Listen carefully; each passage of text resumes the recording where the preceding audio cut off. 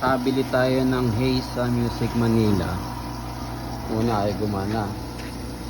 Siguro no, overuse kasi 3 days ginamit, sinampol.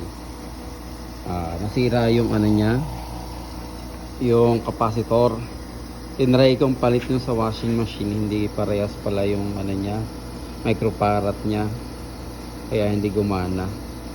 Kaya nagpabili tuloy ako ng panibago na same nung para sa kanya kanina. Ayan o. So 450, 10 microfarad. 450 back, you know, 250 volts. Ayan, gumagana na siya ngayon.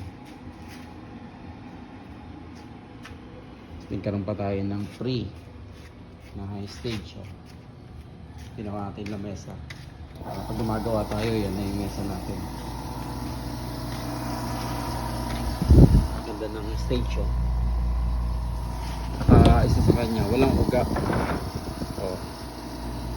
Hindi siya muuga, matatag kasi ano siya, 3 inches. Napakakapal ng aluminum, heavy duty, ganda. Pwede tayo mag-order nito, padala natin sa Pilipinas. Sa plywood ito yung plywood nyan, solid na solid, hindi siya 3/4. Uno ang ano niya, uno yung plywood niya, then baligtaran yung pinaka sapin niya. Hindi natin alam, parang goma siya na matigas ayun parang matigas na goma na hindi natin alam ang tawag pero matibay.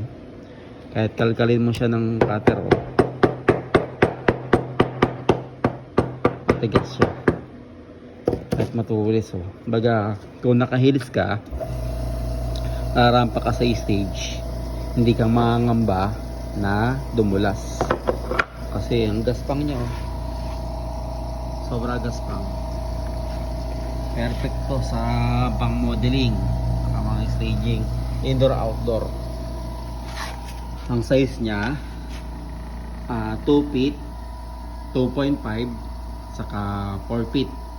Dalawa adjustan niya, pwedeng 3 feet, pwedeng 4 feet, then hagdanan. May mga lock naman siya dito sa gilid. Ito yung dalawang lock niya. Kung pagdudugtungin niya, meron siyang lock. Madali siya assemble. Pwede tayo magparting dito sa Pilipinas ng ganyan kung gusto nyo.